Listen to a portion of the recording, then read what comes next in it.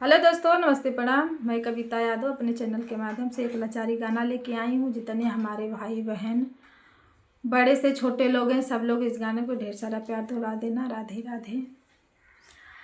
के रे बोले ला बिरही बोल आज परदेसिया आई हैं। के रे बोले ला बिरही बोल आज परदेसिया आई हैं। सासू बोले नी बिरही बोल आज परदेसिया आई हैं। सासू बोले नी बिरही बोल आज परदेसिया आई हैं।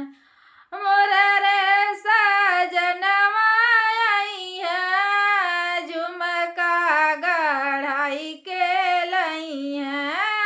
मोर रे साजनवा आई है, झुमका गढ़ा के लई है।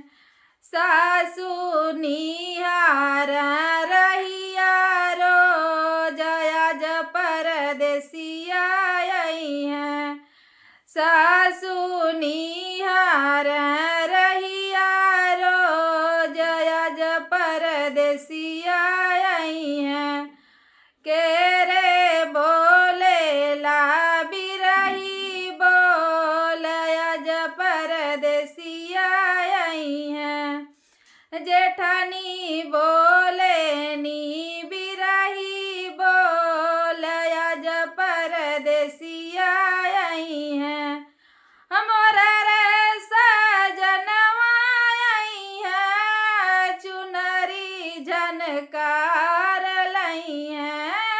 मोर रे सजनवा आई है, चुनरी चटकार लई है।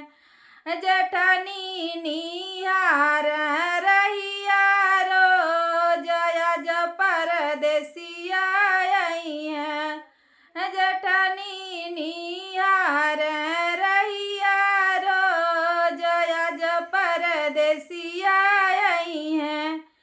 के रे बोले ला बिरही बोल आज परदेसिया आई हैं। ननदा बोले नी बिरही बोल आज परदेसिया आई हैं। मोर रे सजनवा आई है, कंगना गढ़ा के लई है। मोर रे सजनवा आई है, कंगना गढ़ा के लई है। ननदी निहार रहिया रोज आज परदेसिया आई हैं।